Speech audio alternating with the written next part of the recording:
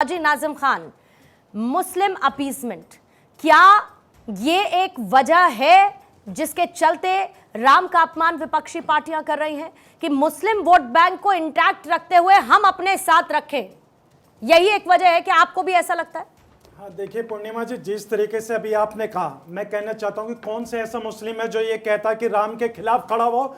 हमारा मुस्लिम समाज हमेशा राम को अपने पूर्वज मानते हुए आए। अभी आपने देखा टीवी चैनल पे किस तरीके से एक समुदाय को टारगेट करा और खास तौर पे नाम लेकर जब आपने पूछा तो उन्होंने कहा कि मुसलमान को खुश करने के लिए इस तरीके के बयान दिए जा रहे। मैं पूछना चाहता हूं योगी जी से, इनसे, कि ये बताएं कौन सा ऐसा मुस्लिम नेता है जिन्होंने राम जी के अस्तित्व को नकारा है। ये झूठ बोलते हैं, देश का माहौल खराब करने की पूरी कोशिश करते हैं, जबकि भारत के मुसलमान ने खुलेआम जब सुप्रीम कोर्ट का फैसला आया था तो पूरे भावों में भरकर उस फैसले को स्वीकार किया था। आज हम पे ये लोग ऐसे लक्षण लगा रहे और हमें ही कहते हैं कि मुस्लिमों की वजह से इस तरीके का माहौल बन रहा है। पूर्णिमा जी, ये तो बहुत गलत है। मेरे संविधान के खुलेआम धज्जियां उड़ाने की कोशिश जो करी जा रही है, ये बताएं संविधान का जब सुप्रीम कोर्ट की तरफ से आदेश आया था, संविधान के तहत ही आया था, हाजी नाजिम ने माना, पूरे देश ने माना, तो फिर ये बताएं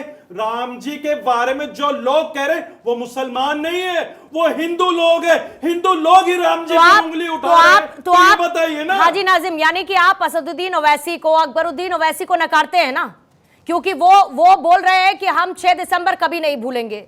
वो बोलते हैं कि अपनी ताकत को बचाए रखो, हमारी मस्जिदें हमसे छीन ली जाएंगी, और उनके कहने के मायने क्या आएंगे मुझे आपको बताने की जरूरत तो नहीं है। तो आप नकारते हैं ना इनको, आप नकारते हैं ना, आप असदुद्दीन ओवैसी को, अकबरुद्दीन ओवैसी को नकारते हैं या नहीं नकारते? हाँ या ना में जवाब दीजिएगा सर मुझे। देखिए, अगर हाँ ना में जवाब दूंगा तो दर्शकों को पता नहीं चलाएगा।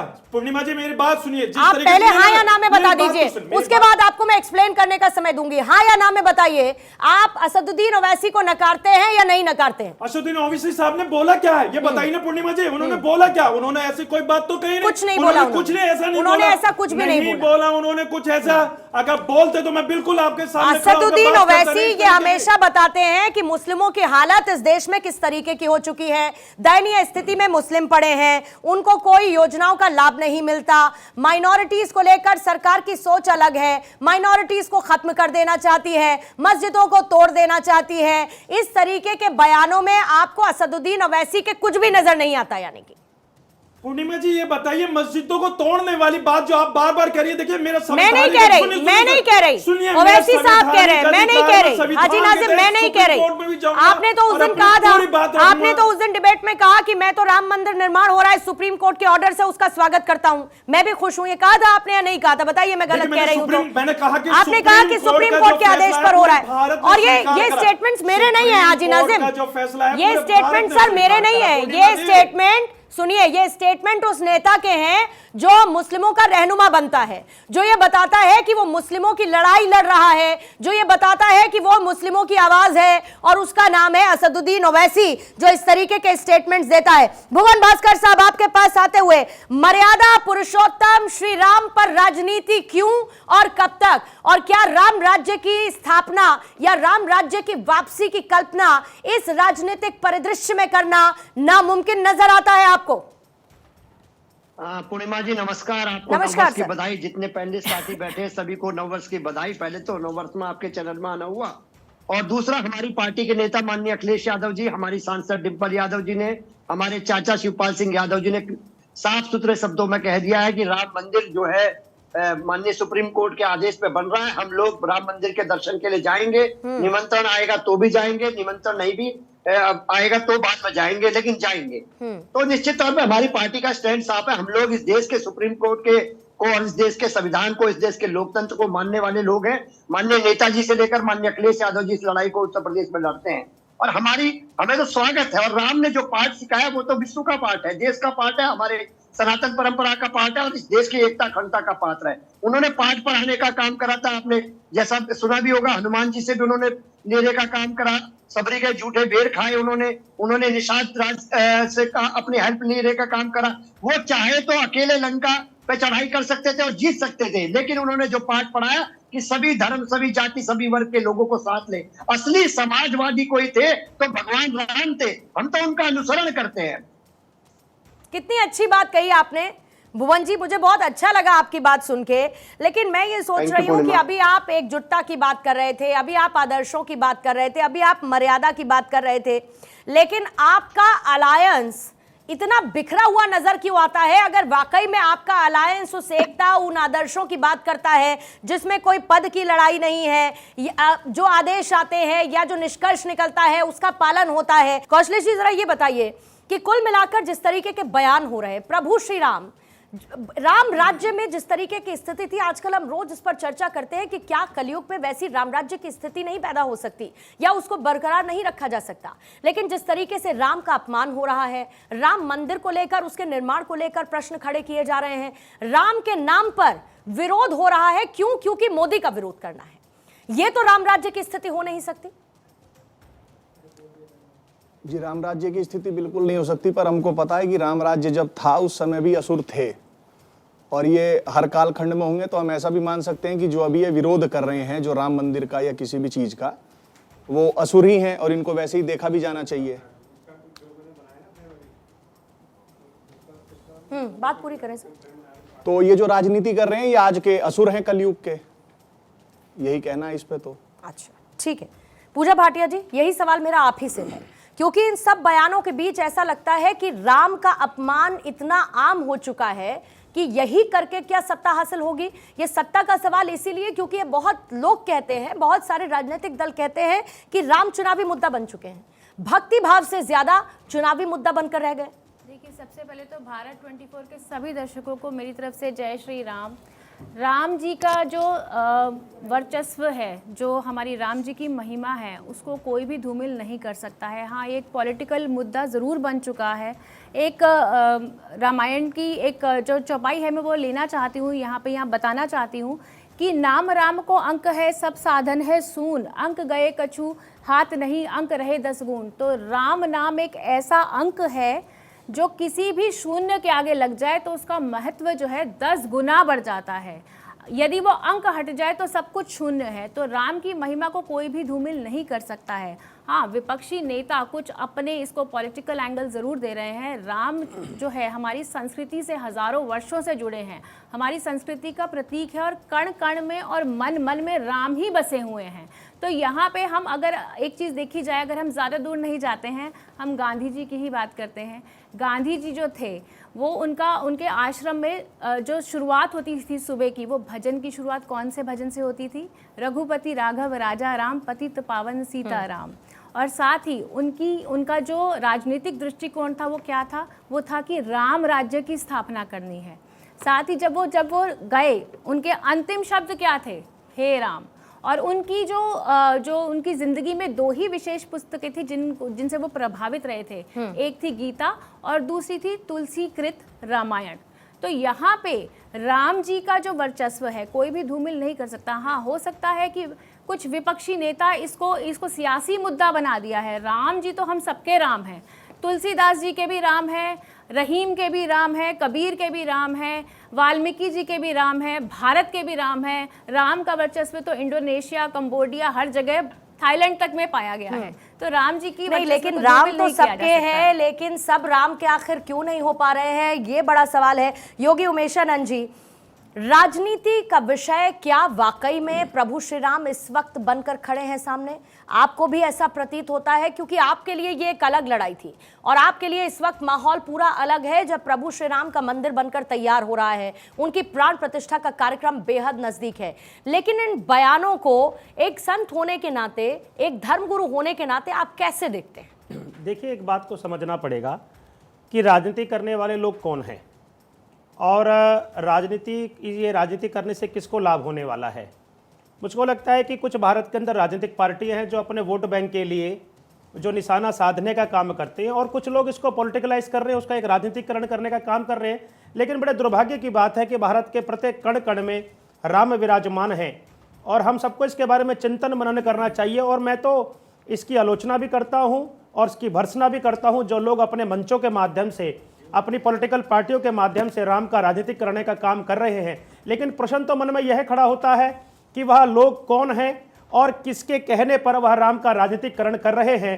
निसंदेह निश्चित तौर पर एक वर्ग विशेष को खुश करने के लिए मुझको बताने की आवश्यकता नहीं है कि वर्ग विशेष क्या, एक वर्ग विशेष को खुश करने के लिए कि राज का राजनीतिकरण कर रहे हैं, अनेक प्रकार के प्रश्नों का निर्माण कर रहे हैं जिनका कोई अस्तित्व ही नहीं था, ना है, ना था और ना रहेगा। कौन सा विशेष वर्ग? हाजी नाजिम की बात कर रहे हैं आप? निश्चित तौर पर मैं नाम नहीं लेना चाहता था, लेकिन अगर आप इशारा करते हो तो भारत के मुसलमानों को खुश करने के लिए ये राजनीतिक पार्टियां जिस प्रकार से मुसलमानों का वोट बैंक सद जाए और आने वाले चुनावों में मुसलमान एक तरफ होकर इन पॉलिटिकल पार्टी को जिताने का काम करेगा, ये हमको समझना पड़ेगा। भारतवर्ष का करोड़ों वर्ष जो हिंदू है और विश्व में जहां जहां हिंदू रहता है वह अपने आप को प्रफुल्लित महसूस कर रहा है कि 22 तारीख को श्री राम जन्मभूमि में राम लला का जो प्राण प्रतिष्ठा कार्यक्रम है, लेकिन मुसलमानों को एक तरफ करने के लिए चाहे कांग्रेस पार्टी हो या आरजेडी हो या अनेक कोई पॉलिटिकल पार्टी हो, चाहे अकबरुद्दीन अवैसी हो, इनका एक ही लक्ष्य है मुसलमानों को खुश करना, वोट बैंक को साधना और किस प्रकार से इसका अधिक से अधिक राजनीतिकरण किया जाए ताकि आने वाले चुनावों में उसका लाभ प्राप्त किया जा सके। लेकिन यह दुर्भाग्य है, मैं उसकी आलोचना और भर्त्सना करता हूं। हाजी नाजिम, इसका जवाब आपसे लूंगी, लेकिन ये बताते हुए कि इस वक्त सिद्धार्थ यादव भी हमारे साथ जुड़ चुके हैं, बीजेपी के प्रवक्ता भुवन भास्कर साहब समाजवादी पार्टी के प्रवक्ता इस वक्त हमारे साथ जुड़ चुके हैं, आकाश मुनि जी पॉलिटिकल एनालिस्ट हैं, वो भी इस वक्त हमारे साथ मौजूद है। लेकिन भास्कर जोशी जी, यही सवाल मैं आपसे पूछ रही थी, सनातन पर चोट करते हुए, तमाम राम राज्य की स्थितियों को किनारे रखते हुए इंडिया का लक्ष्य है, इंडिया अलायंस का लक्ष्य क्या सिर्फ वोट बैंक की राजनीति करना है? क्योंकि आपका अलायंस बिखरा बिखरा सा नजर आता है। पूर्णिमा जी, आवाज आ रही है आपको मेरी? जी बिल्कुल सर, आ रही है। हेलो हेलो, आप तक मेरी आवाज पहुंच पा रही है भुवन भास्कर जी? हेलो, ठीक है सर, मैं एक बार फिर से आपको कनेक्ट करूंगी। और सिद्धार्थ जी, आपके पास आते हुए ये बताइए कि रोम रोम में बसने वाले प्रभु श्री राम के आदर्शों पर सवाल क्यों? और मैं खास तौर पर पॉलिटिकल सेंट्रिक आपसे ये बात करना चाहूंगी, क्योंकि मैं ये समझना चाहती हूं कि अगर इतनी ही राम राज्य की बात करता हुआ विपक्ष भी नजर आता है तो वो कम से कम उनकी पार्टी, उनके गठबंधन में नदारद सा क्यों लगता है सर? आप म्यूट हैं शायद सर। सिद्धार्थ सर। जी पूर्णिमा जी, मेरी आवाज आ रही है? जी बिल्कुल आ रही है सर। जी पूर्णिमा जी, मुझसे पहले समाजवादी पार्टी के प्रवक्ता ने और पीस पार्टी के प्रवक्ता ने अपनी बात रखी, मैं दोनों की बात का एक जवाब देना चाहता हूं। जब आपने पीस पार्टी के प्रवक्ता से पूछा था कि ओवैसी जब ऐसा बोलते हैं तो वो उसको हाँ भरेंगे या ना भरेंगे, तो बड़ी बड़ी बातें कर रहे थे, देश का मुसलमान तो सब सोचता है, ये बहुत अच्छी बातें कर रहे थे। पर ओवैसी ने क्या कहा भी हाल ही में, मैं वो पढ़ के सुना देता हूं आपको। ओवैसी ने कहा, जहां पर हमने 500 साल बैठकर कुरान करीम का जिक्र किया हो, आज वो जगह हमारे हाथ में नहीं है। नौजवानों, क्यों तुमको नहीं दिख रहा है कि 3-4 और मस्जिदों को लेकर के साजिश की जा रही है? इसमें दिल्ली की सुनहरी मस्जिद भी शामिल है। ये जो ताकतें हैं तुम्हारे दिल में इतिहाद को निकालना चाहती हैं। उन्होंने कहा कि आज मैं नौजवान को कल का बूढ़ा होगा, वो अपने दिमाग को आगे रखकर जोर डालकर सोचेगा कि किस तरीके से मुझे अपने आप को, अपने खानदान को, अपने शहर को, अपने मोहल्ले को बचाना है। ये भड़काऊ भाषण नहीं है। ये कोर्ट के बाद आने वाले निर्णय पर देश का एक नेता ऐसे आकर के बोल रहा है अभी 3 दिन पहले, और पीस पार्टी के प्रवक्ता कह रहे हैं कुछ गलत नहीं बोला और बड़ी बड़ी बातें कर रहे हैं। देश का मुसलमान तो ऐसा सोचता है, बहुत अच्छा सोचता है। हम तो हमेशा से कहते आए कि राम ही सबका वंशज है, राम हमारे देश के आराध्य हैं, हमारी संस्कृति के आराध्य हैं और वही सबके वंशज हैं। पर यह बात ना आपको समझ आती है ना समाजवादी पार्टी को समझ आती है। बहुत बड़ी बात करें, उनने कहा कि निमंत्रण आएगा, हम जरूर जाएंगे। क्यों आए आपको निमंत्रण? अरे आप तो गोली चलवाने वाले थे, आप तो खड़े होकर के कहा करते थे 4 बार गोलियां और चलवानी पड़ी तो चलवाऊंगा, मैं तो सबको मारूंगा। आपकी पार्टी के नेता ने कहा था, नहीं कहा था? जिन लोगों ने एडी जोटी का दम लगा दिया हो कि राम लल्ला टेंट में ही रहे, और मैं मानता हूं कि अब राम वास्तव में हमें इन तस्वीरों से जोड़कर अगर हम देखेंगे तो यही है आज का भारत। आज देश में लोगों को घर भी मिल रहा है, देश में खुशहाली आ रही है, टूरिज्म बढ़ रहा है। देश का प्रधानमंत्री कह रहा है कि जो लोग और जगहों पे प्रेरित हैं वो वहां ना जाएं, भारत में आए। भारत जो इतने दशकों तक कमजोर था या मानो कि डर में रहता था, आज वो भारत आत्मविश्वास से बलभूत है। इसको राम राज्य नहीं कहेंगे तो क्या कहेंगे? उस दौर में भी राम को राजा डर का माहौल ये बताइए, 2014 से पहले था, ये 2014 के बाद का था, ये बताइए। डर का माहौल जो अभी आपने कही है बात, मैं उसके लिए आपको पूछ रहा हूं। हाजी नाजिम, माहौल बताइए ना सर। थोड़ा सहिष्णु रहिए, मैं आपके बीच में नहीं बोला था, आप उसके बाद बोलिएगा। आपने डर का नाम लिया तो मैं तो वही कह रहा हूं। 2014 से पहले भी यहाँ भारत के अंदर हर नागरिक रह रहा था, कोई किसी ने आज तक ये तो कहा नहीं कि पूर्णिमा जी, मैं ऐसे डिबेट नहीं मगर करता हूँ। हाजी 2014 नाजिम के जी बाद से मैं से आग्रह डर करूंगा, महसूस हो रहा है, सर। आप हाजी नाजिम जी, मैं आपके बीच नहीं में नहीं ठीक है, बोल रहा था। इनका Just सवाल a- मैं सिद्धार्थ जी आप तक पहुंचा देती हूँ। वो ये कह रहे हैं कि किसी ने 2014 से पहले तो ये कहा नहीं कि डर है। ये असली डर का माहौल कब शुरू हुआ? 2014 के बाद शुरू हुआ ना। नहीं पूर्णिमा जी, जब मैं डर कहता हूं तो वो डर दो प्रकार का डर है। एक डर तो प्रत्यक्ष होता था, हमारी आंखों के सामने होता था, हर जगह हम सुनते थे कहीं बम फट सकता है, आप कोई लावारिस बैग को देखे तो सूचना करिएगा। आतंकवाद का बहुत बड़ा डर था, देश को तोड़ने वालों का बहुत बड़ा डर था। ये 10 साल में दूर हुआ। ये तो प्रत्यक्ष डर था, हर जगह अनाउंसमेंट्स थी, वो अब नहीं होती है, ये प्रत्यक्ष था। अप्रत्यक्ष भी भारत के नागरिक के मन में वो आत्मविश्वास होना कि मैं विश्व में कहीं भी जाऊं, मेरा देश एक बढ़ता हुआ देश है, विकसित भारत हो सकता है, डेवलप्ड कंट्री हो सकता है, मैं देश की 5 बड़ी अर्थव्यवस्थाओं में, 3 बड़ी अर्थव्यवस्थाओं में आ सकता हूं, मैं 5 ट्रिलियन बन सकता हूं।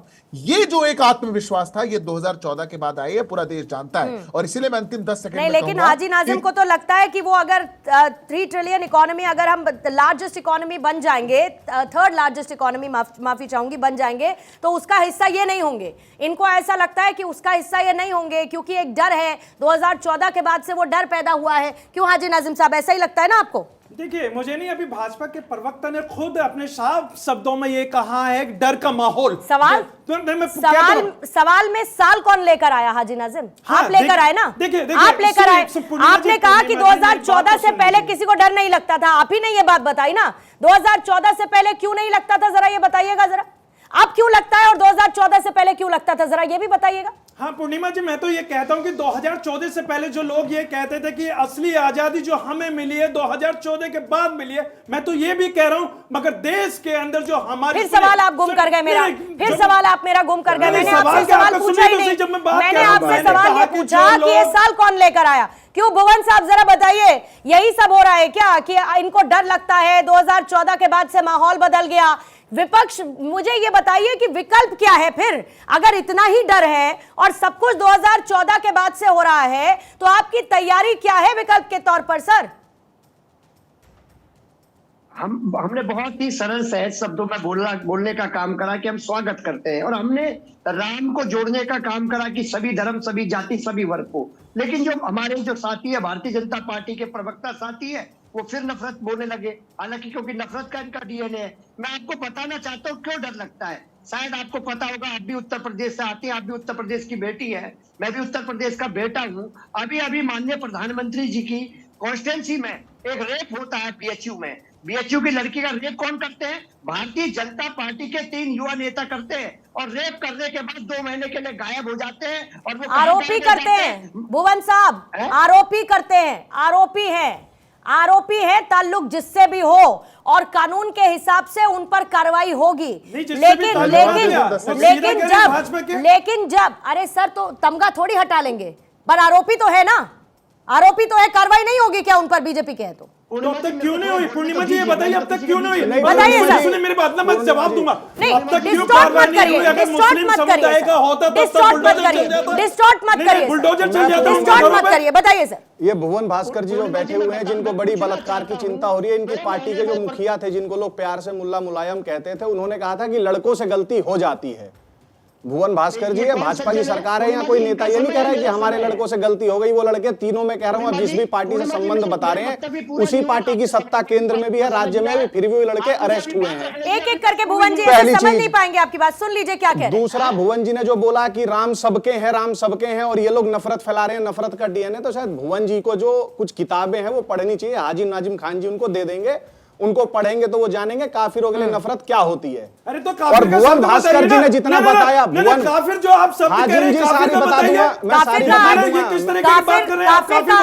काफिर का अर्थ हाजी नाजिम आपको तो बेहतर तरीके से पता होगा ना सर। काफिर का अर्थ, काफिर की व्याख्या, काफिर के मायने आपको तो बेहतर तरीके से, मान के चलिए हम सब में से किसी को नहीं पता है, लेकिन आपको तो पता होगा ना। आप बताओ, आपको तो पता ही होगा कि नहीं पता होगा। संबोधित करा, इधर उधर फिर उससे डिरेल हो जाएगा ना। फिर 10 मिनट उसमें चले जाएंगे, 10 से 15 मिनट अगले चर्चा के उसी में चले जाएंगे ना। फिर दिक्कत इस बात की है, इसीलिए मैं उस पर जाना नहीं चाहती हूँ। कौशलेश तो बता देगा आपको, जो अल्लाह को मैं बता दे रहा हूँ, जो आपको, अरे मैं बता रहा हूँ, अरे हाजिम बता रहा हूँ, अरे मैं बता रहा हूँ, तन से जुदा के नारे आप लगाते हैं, आप लगाते हैं, आपके समाज के लोग लगाते हैं, और आप उनका समर्थन करते हैं। देखिए ये संविधान की बात कर रहे हैं पूर्णिमा जी, आप इनसे पूछिए, आप इनसे अरे चिल्ला के तो मुझे चुप नहीं करा लोगे भैया, या मुस्लिम समाज भाई के वो चिल्ला के नहीं कर पाओगे, मैं बता रहा हूं, तुमसे तेज चिल्ला लूंगा मैं। आप दोषी होते हैं, वो बीजेपी के हो गए थे। हाजी नाजिम कैसी बात करते हैं आप, फिर वो भी दोषी हुए ना।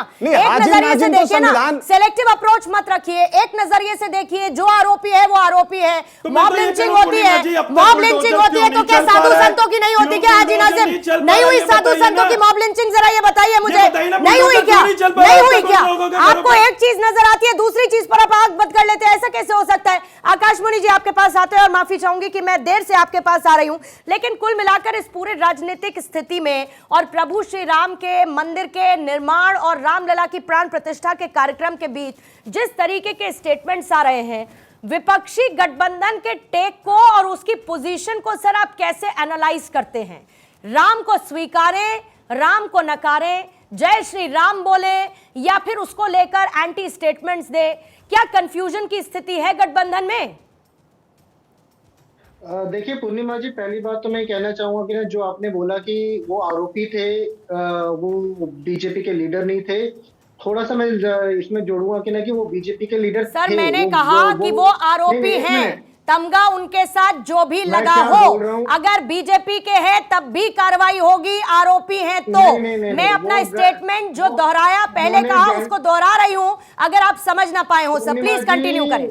गैंगरेप हुआ, उसके बाद वो गए, कंटिन्यू करें सर। उन्होंने प्रचार किया बीजेपी के लिए। They were the BJP IT cell members, आप चेक कर सकते हैं पुलिस रिकॉर्ड्स में ये चीज।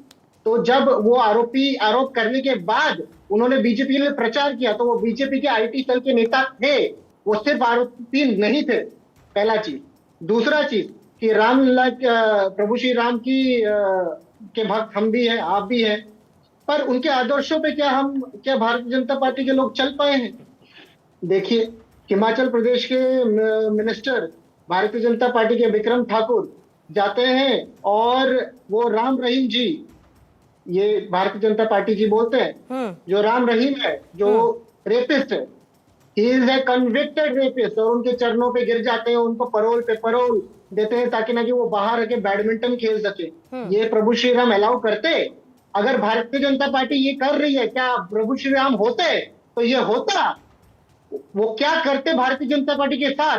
अगर वो देखते कि प्रभु श्री राम होते क्या होता है? होते क्या होता है? प्रभु श्री राम है, आप चाहें या नहीं चाहें। प्रभु श्री राम देख रहे होते, काली राम जी को दिखाई नहीं दे रहा है आकाश में, क्या राम जी ने शायद आकाश मुनि अभी भी उसी स्थिति में है सिद्धार्थ जी, कि प्रभु श्री राम कल्पना मात्र है, शायद अभी भी उसी माइंडसेट में है, इसीलिए होते कि वो बात कर रहे हैं। लेकिन वो साथ साथ ये भी कह देते हैं कि हम भी मानते हैं, आप भी मानते हैं। यही मैंने कंफ्यूजन की बात की ना आकाश मुनि, उसी कंफ्यूजन को आप रिफ्लेक्ट कर रहे हैं। सुनिएगा सर, सुनिएगा आकाश मुनि जी, आकाश मुनि जी, अरे होल्ड कर दीजिए सर, जो लिख के लाए हैं उसको बाद में भी बताइएगा, पूरा समय मिलेगा सर। आकाश मुनि जी, आकाश मुनि जी, आपको मेरी आवाज पहुंच रही है? आपको मेरी आवाज पहुंच रही है? अब आप सुनिए मेरी बात। मैंने उसी कंफ्यूजन की बात की थी जिस कंफ्यूजन को अभी अभी आपने रिफ्लेक्ट किया। समझ नहीं आ रहा है कि राम को अपनाएं या राम को नकार दें। आप लोग समझ नहीं पा रहे हैं, गठबंधन समझ नहीं पा रहा है, और जिन स्टेटमेंट्स का आपने जिक्र किया, सुनिए, अरे सुनिए सर, जिन स्टेटमेंट्स का आपने जिक्र किया, जरा मुझे ये बताइए कि भगवान राम शाकाहारी नहीं मांसाहारी थे। इस स्टेटमेंट को आप कैसे जस्टिफाई कीजिएगा? आकाश मुनि जी कान खुले रखिए, जरा कान खुले रखिए, बोलने के साथ साथ कान खुले रखिए और सुनिए। जरा मुझे ये बताइए कि भूख लगेगी तो मंदिर जाओगे, वहां पर उल्टा दान मांग लेंगे, ये स्टेटमेंट किसका है? मंदिर मानसिक गुलामी का मार्ग है। 500 साल बाद मनुवाद की वापसी हो रही है। और सुनिए सर, हिंदू कोई धर्म नहीं है, एक धोखा है। तेज प्रताप यादव कहते हैं भगवान के अंदर प्राण देने का अधिकार किसको है? अरे किसी को रिचुअल्स नहीं पता, किसी को प्रभु श्री राम के होने नहीं होने का नहीं पता, वो लोग क्या बयान देंगे फिर? अब मैं बोलूं, आपका परमिशन सर? बिल्कुल सर, अगर आपने सुन लिया हो तो बोलिएगा। हाँ, मैं बोलूंगा अगर आप मौका देंगे। उत्तराखंड के बीजेपी के विधायक ने, बंशीधर भगत ने कहा कि जब विद्या मांगनी हो तो सरस्वती को पटाओ, ऑडियो नहीं जा रहा क्या? शक्ति मांगनी हो इनको सवाल प्रश्न दुर्गा पूछा जी गया को आपसे। पटाओ, नहीं समझ में आ रहा। स्क्रिप्ट लिख के धन लाए हैं, वही मांगना पढ़े हो जा तो रहे लक्ष्मी हैं। जी को पटाओ। सिद्धार्थ ये जी, हिंदू धर्म के लोग सिद्धार्थ हैं। जी जरा आकाश मुनि जी क्या को ये आप ही, हिंदू धर्म के क्योंकि लोग जो हैं? स्टेटमेंट्स मैंने उनको पढ़कर बताए पूर्णिमा शायद जी, उनके आप कान कितना तक पहुंचे नहीं प्रोटेक्ट होंगे। आकाश मुनि बता दे कितना हिंदू धर्म के उनको- लोग कौन है? आकाश समझ मुनि में बता नहीं दे आया हिंदू शायद। धर्म के कौन लोग देख हैं? रहा है। आकाश मुनि नाम बता दे हिंदू धर्म के कौन लोग हैं, उसके बाद हम इनसे बात कर लेंगे। देश आकाश देख मुनि रहा आप है। ये बताएं हिंदू धर्म के कौन लोग हैं? भाजपा वाले नहीं है, ठीक है, कौन है आपके हिसाब से देखिए- हिंदू धर्म का कौन है? हिंदू क्या धर्म का आप मुझे कौन है? हैकर करने आए हैं? हैकर करने नहीं, बात करने आए हैं आप। जो स्क्रिप्ट लिख के लाए होगे वो नहीं पढ़ोगे, हम मोनोलॉग चलेगा। नहीं नहीं नहीं नहीं नहीं नहीं, आप सबको दोष दोगे अपनी। बताओ आपके हिसाब से कौन ठीक है? ऐसे कुछ नहीं चलेगा, आपको क्या बताना ठीक है? पड़ेगा कि कौन ठीक है। क्या भाई ठीक ये है? राम के लोग नहीं है, भाजपा क्या वाले। ठीक है? क्या भाई बोल रहे राम हो? का कोई तो होगा, कौन है राम का आर्य ये बताएं सिद्धार्थ। पहले। आपके हिसाब से राम के लोग कौन हैं? राम के लोग कौन है? राम के पूरे भारत के लोग हैं। तो अभी पूरी उसमें आप दुनिया के भाजपा लोग वालों को राम के खारिज हैं। कर रहे हो, उत्तराखंड वाले का बयान कोट कर रहे हो, हिमाचल वाले का मैं कोट कर रहे हो। भाजपा- देखिए, मैं भाजपा वालों को खारिज नहीं कर रहा हूं, मैं एक एक बंदे को बोल रहा हूं कि ना कि क्या ये राम, प्रभु श्री राम के आदर्शों पे चलने वाले लोग हैं? अगर नहीं है तो ये भारतीय जनता पार्टी में क्यों है आज? वो बोलने के बाद ये ठीक है, 2018 की कमेंट ठीक है। सिद्धार्थ जी, आकाश जी दरअसल ये कहना चाह रहे हैं। मेरे ऊपर सवाल खड़ा ठीक है आकाश जी, आपकी बात समझ मैं गए। शांत हूं। सिद्धार्थ जी, आकाश जी शायद ये कहना चाह रहे हैं कि जितेंद्र आव्हाड हो, तेजस्वी यादव हो, फतेह बहादुर सिंह हो, होलाल केरे अंजने हो, स्वामी प्रसाद मौर्य, तेज प्रताप यादव हो, चंद्रशेखर यादव हो, उदयनिधि स्टालिन हो, ये सब बाहर कर दीजिए अब आप। नहीं, क्यों बाहर कर दे? वो भी इसीलिए करेंगे, बाहर कर भगत दे भी क्योंकि करेंगे, जो आपने सभी तथ्य करते बाकी हैं। लोगों के लिए दिया मैं तो बोल रहा हूं वही सभी करते तथ्य हैं। मैंने इनके लिए सिद्धार्थ रख दिया जी सर, यहाँ पे बैठे। इसीलिए वो बाहर दो कर दें। बीजेपी का जो पता- आपने राहुल गांधी तथ्य भी बाहर दूसरे कर लोगों दिए। के लिए उत्तराखंड का उदाहरण दिया, मैंने इसीलिए वो नाम आप आगे मुझे कर दिए बता कि दीजिए इनको भी कि बाहर कर दे। भारतीय सिद्धार्थ यादव, नहीं, पूर्णिमा जी, सिद्धार्थ राहुल जी। गांधी को भी बाहर किया जाना पूर्णिमा चाहिए ना, जी- जिन्होंने कहा था कि मंदिरों में लोग लड़कियां छेड़ने जाते हैं, तो उनको पूर्णिमा भी जी- बाहर करो अलायंस से भाई। मोदी हाँ, राम सिद्धार्थ का वो जी। नहीं है। मैं जवाब देता हूँ। हाँ, सबसे सिद्धार्थ पहली जी, बात बोलिए। तो मैं जो भी सिद्धार्थ जी से पूछ रहा हूँ, आकाश मैं मुनि जी क्यों- वैसे तो आकाश राजनीतिक मुनि जी विषय जवाब ले लीजिए प्लीज। आकाश मुनि जी ने अभी एक बात बोली थी, मैं उस पर आपत्ति दर्ज कराता हूं। उन्होंने कहा कि राम अगर होते तो क्या होता, राम होते तो ऐसा। प्रभु श्री राम हैं, कण कण में है। ये बात आपको नहीं समझ में आई, जो लोग समझ गए उनसे जाकर के समझ लीजिए, क्योंकि पिछले 10 साल में बहुत लोगों को समझ में आ गई, कईयों को नहीं आती थी समझ। और ये जो हमारे देश के आराध्य का, हमारे देश की सांस्कृतिक शक्ति का जो माहौल बनाने का काम आकाश जी, आप आपके करते पास हैं, वो पूरा नहीं कर समय रहे। था अपनी बात रखने के लिए। आकाश आपका जी, नाम मैं आपके सिद्धार्थ बीच में नहीं नहीं है, बोल रहा था, आप सुनिए। आपका नाम आकाश है सर, आपका नाम आकाश है। जरा जरा अपने आप को बड़ा रखिए, रुक जाइए। सिद्धार्थ जी अपनी बात पूरी करें प्लीज। बोल रहे हो बार बार। पूर्णिमा जी कितना अब वो कई लोगों को वोट करने की कोशिश कर रहे थे। वोट सर ही बीच करना में है। बोलेंगे तो किसी को नहीं समझ में आएगा, मुझको भी समझ में नहीं आएगा। एक एक करके बात करेंगे ना sir. I will not let Akash him to ji, misquote आप me. बात If तो he is सुनिए। quoting me, अरे that ठीक has है, to आप be बात सुन correctly लीजिए, done. कोई बात नहीं, You बात cannot सुनिए। misquote me. नहीं, misquote बात नहीं, निशान अरे है। आप, मैं आगे आपको कुछ बात बता रहा हूँ, सुनिए। मैं आपका तो बोल 40 रहा हूँ, मिनट का आपका घर का शो थोड़ी है, यार, आपको कुछ भी मौका मिला, आप नहीं है दूसरे की भी बात सुनिए। हाँ? अब आपने कई नाम आप गिनाने की कोशिश कर रहे थे। आकाश जी, जो पर्चा आप लेकर आए हैं घर से, क्या आपके उस पर्चे में बिहार सरकार के शिक्षा मंत्री चंद्रशेखर का नाम नहीं है, या स्वामी प्रसाद मौर्य का नाम नहीं है, या राजेंद्र गौतम का नाम नहीं है, या फिर उदयनिधि स्टालिन, ए राजा, मल्लिकार्जुन खड़गे, इन लोग का नाम नहीं है?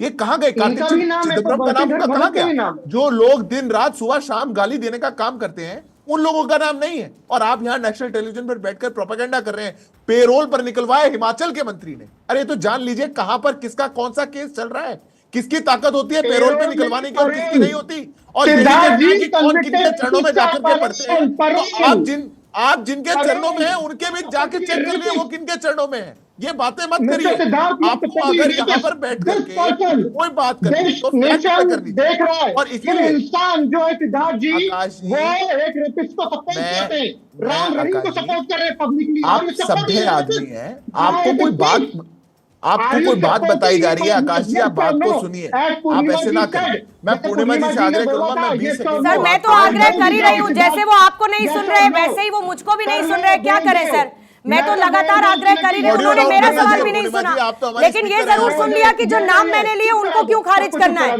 ये उन्होंने सुन लिया क्योंकि उनको सूट करता है। ठीक है सिद्धार्थ जी, मैं आती हूँ। पूजा जी जल्दी से क्लोजिंग कमेंट आपसे, क्योंकि मेरे पास समय थोड़ा कम है। इसी राजनीति की मैं थोड़ी देर पहले बात कर रही थी और राम राज्य से कैसे ये एकदम इतर नजर आती है, इसी का जिक्र हो रहा था। देखिए, राजनीति तो एक राजनीतिक मुद्दा बना दिया गया है।